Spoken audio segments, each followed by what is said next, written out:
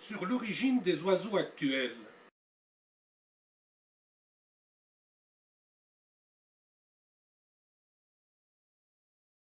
Réalisateur Francis Baldwins.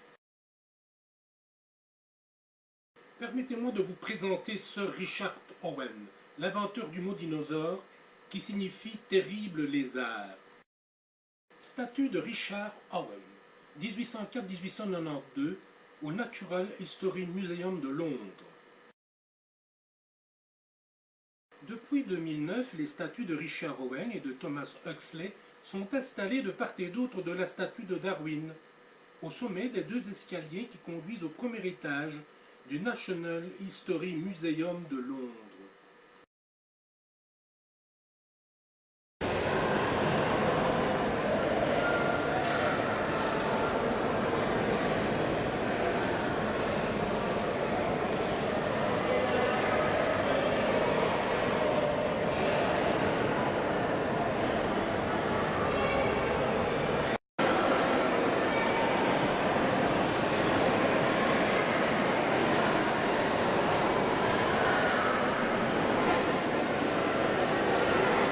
Au-dessus des escaliers de gauche, la statue de Richard Owen en 2009.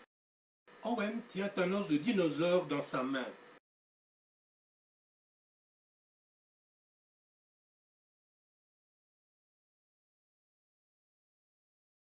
Sur cette photo, Owen tient une jambe de dinosaure.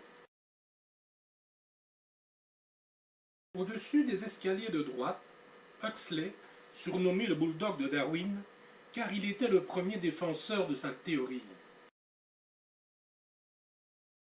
Après vous avoir présenté ces trois célèbres scientifiques anglais, puis-je faire appel à toute votre attention sur les explications suivantes concernant l'origine des oiseaux actuels.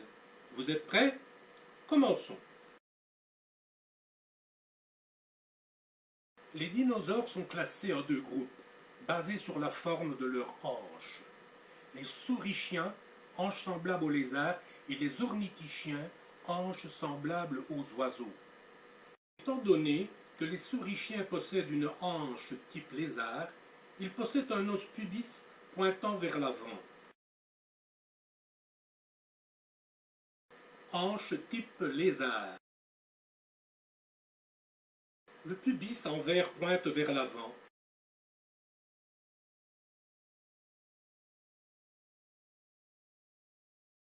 Après les saurichiens, les ornithichiens à hanches d'oiseau.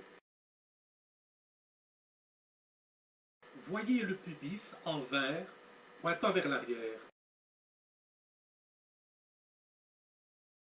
Débutons avec les saurichiens.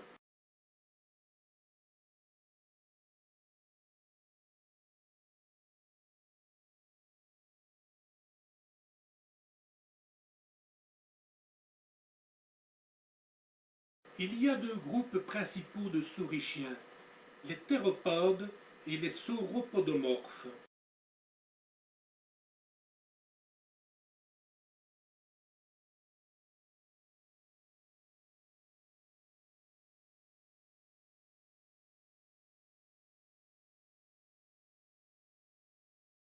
Tous les théropodes étaient carnivores et bipèdes.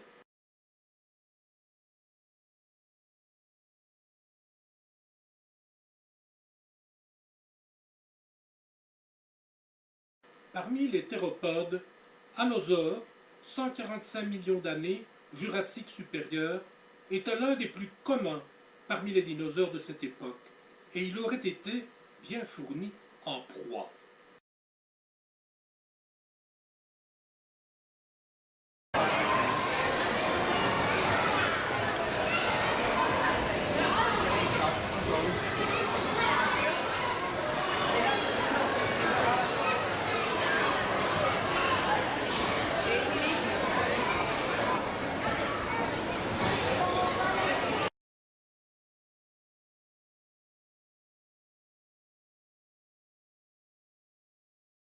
Tyrannosaurus rex n'attrapait pas seulement des proies tuées, mais il récupérait aussi les animaux morts.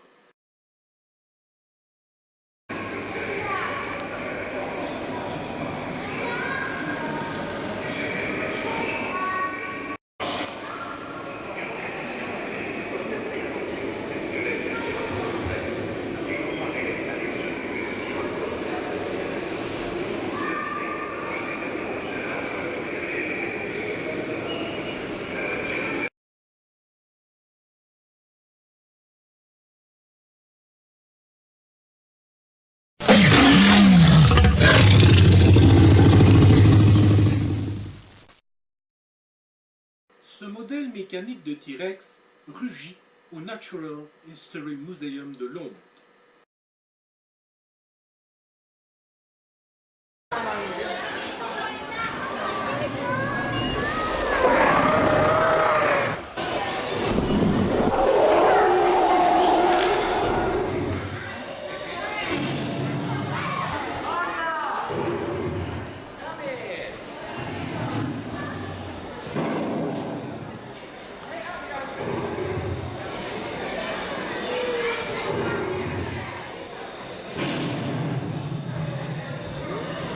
Deinonychus, qui vivait il y a 115 millions d'années, au Crétacé, avait des membres et des mains longs et puissants, ainsi qu'un squelette léger.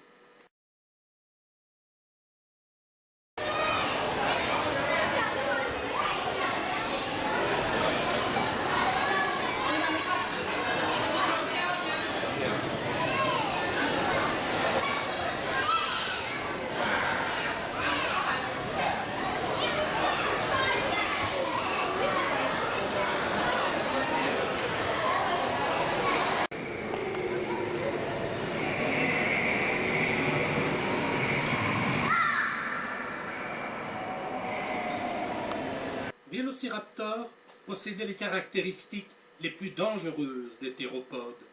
Il pouvait mutiler ses proies en les entaillant sur 1 mètre à chaque coup de griffe.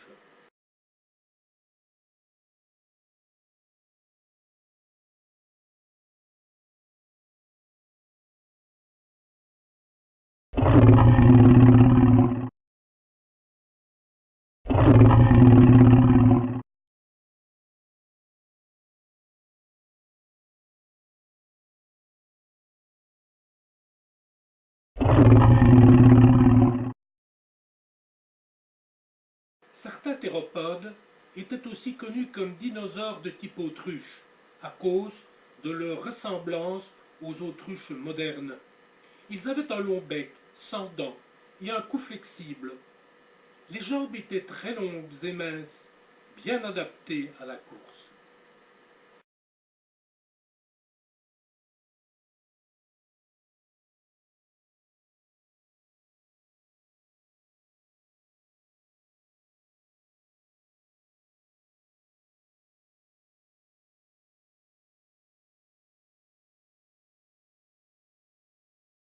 Les caractéristiques anatomiques des théropodes nous conduisent à penser qu'il existe certaines ressemblances avec nos oiseaux. Caudiptérix dans toute sa gloire. C'était un théropode avec plumes. Avec la taille d'une dinde, il avait de longues jambes arrière, parfaites pour la course, et un bec avec seulement quelques dents sur le devant. Longues et symétriques, des plumes décoraient ses bras, très courts, et formaient un éventail à l'arrière de la queue. Il était constitué pour l'amour, mais pas pour le vol.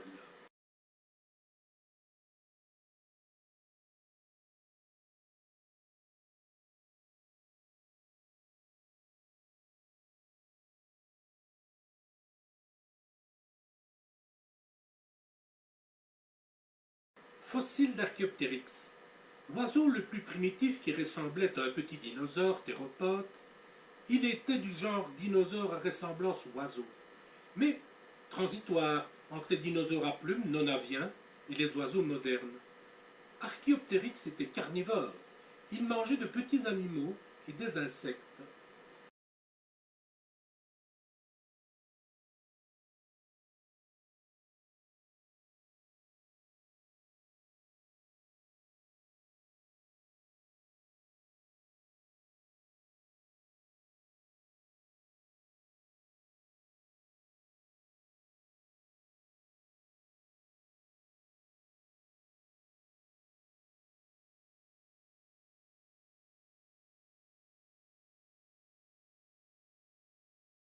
Archéoptérix. Son nom dérive du grec archéos, qui signifie ancien, et ptérix, qui signifie plume ou aile. Environ 60 cm de long. Il vivait à la fin du Jurassique.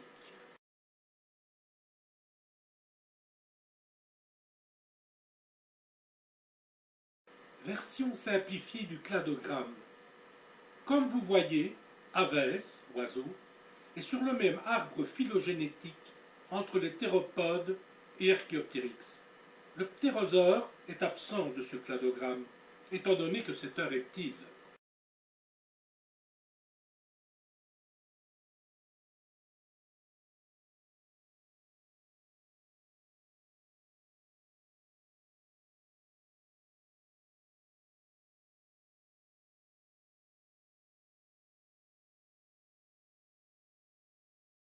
La première analyse de protéines extraites d'os de dinosaures confirme que les oiseaux actuels sont les plus proches descendants du redoutable Tyrannosaurus rex, T-Rex.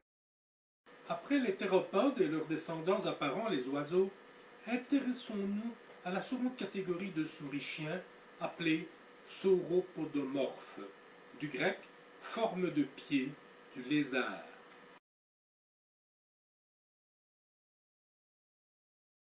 Rappel sourichien, l'os pubis pointe vers l'avant.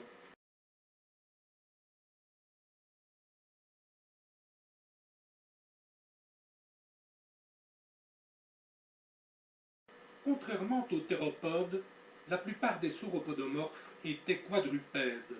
Ils marchaient sur 4 jambes et mangeurs de plantes. Diplodocus, Apatosaurus, Plateosaurus, Brachiosaurus étaient sauropodomorphes et faisaient partie des plus anciens et des plus grands dinosaures saurichiens de l'ère jurassique.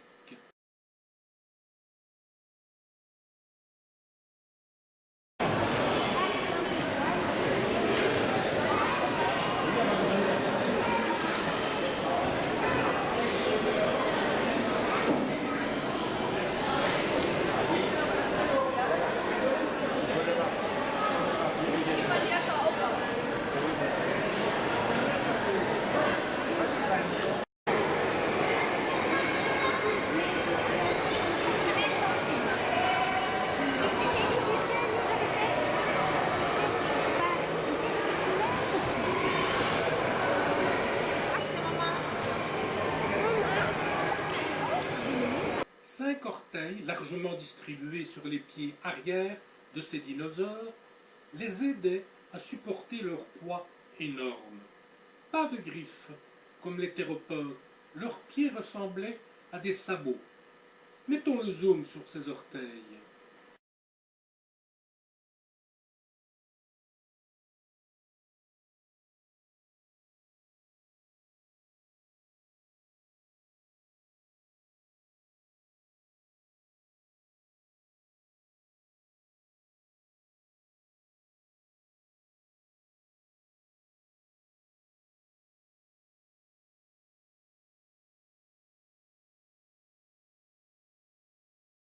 Après les sourichiens, théropodes et sauropodomorphes, intéressons-nous aux ornithichiens.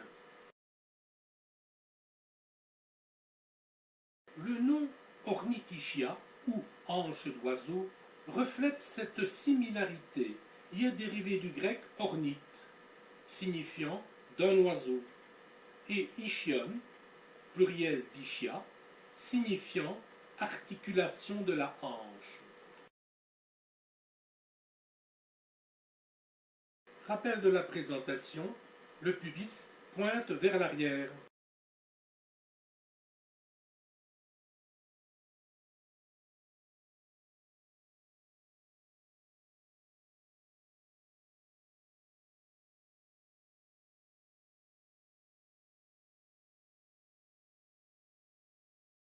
Au sujet des ornithichiens, ils étaient tous herbivores avec des pieds en forme de sabots et des os de la hanche disposés comme chez les oiseaux actuels.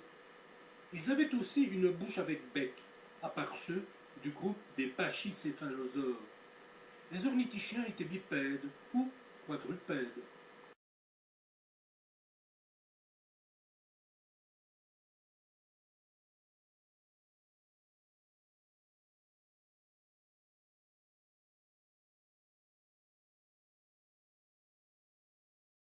Alerte au vocabulaire utilisé. Cette exclamation requiert une attention particulière. Les termes hanche d'oiseau et hanche de lézard peuvent apparaître confus, spécialement quand nous essayons d'identifier les ancêtres des oiseaux. En effet, les ornithichiens dont la dénomination inclut ornithe, signifiant d'un oiseau, sont tous pourvus d'une hanche d'oiseau. En dépit de cette structure osseuse, précisons qu'ils ne sont pas du tout sur l'arbre phylogénétique des oiseaux actuels. Triceratops était l'un des derniers plus grands ornithichiens, famille Ceratopsia. Des troupeaux de Triceratops erraient dans les forêts, arrachant la végétation avec leur bec. Au sommet du bec se trouvait un rostre qui était commun à tous les cératopsiens.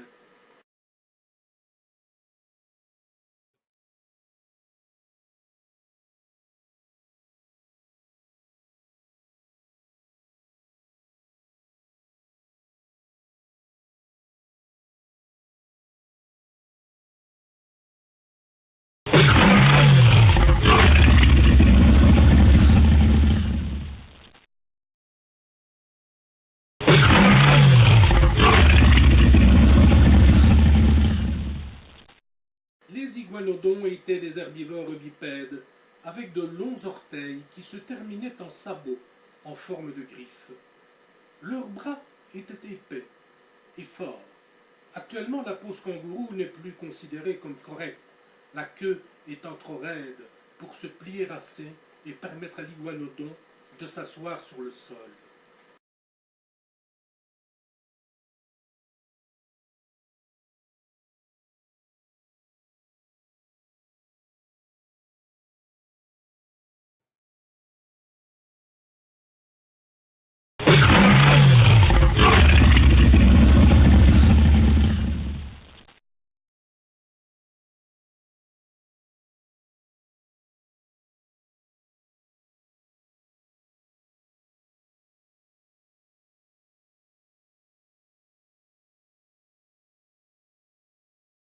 Stégosaures.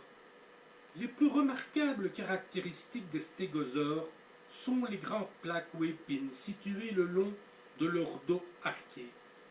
Ces plaques pouvaient réguler la température de leur corps et les protéger quelque peu, ou même pouvaient attirer un partenaire. Les stégosaures avaient une petite tête et un minuscule cerveau, pas plus gros qu'une balle de golf. La tête était portée proche du sol pour manger des plantes à feuilles et des fruits.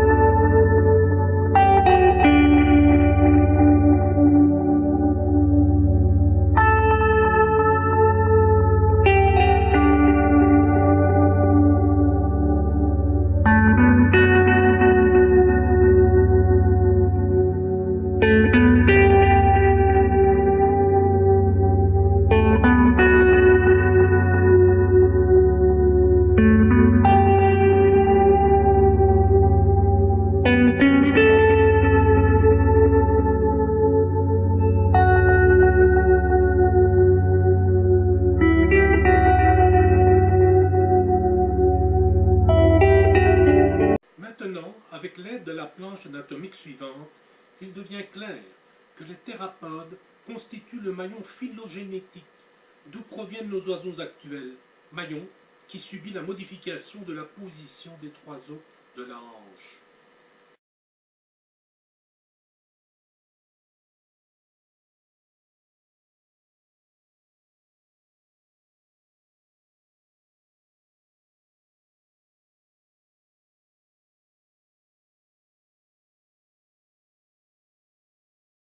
Conclusion, relativement partagée depuis 1861, les oiseaux actuels dériveraient donc des thérapodes via l'Archéoptéryx.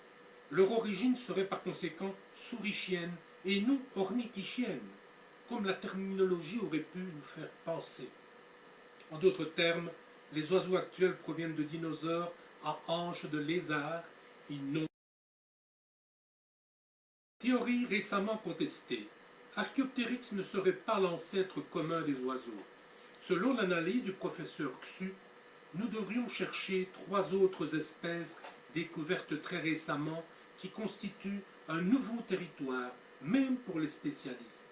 Mais, en ce qui concerne cette vidéo, l'essentiel a été dit et reste vrai.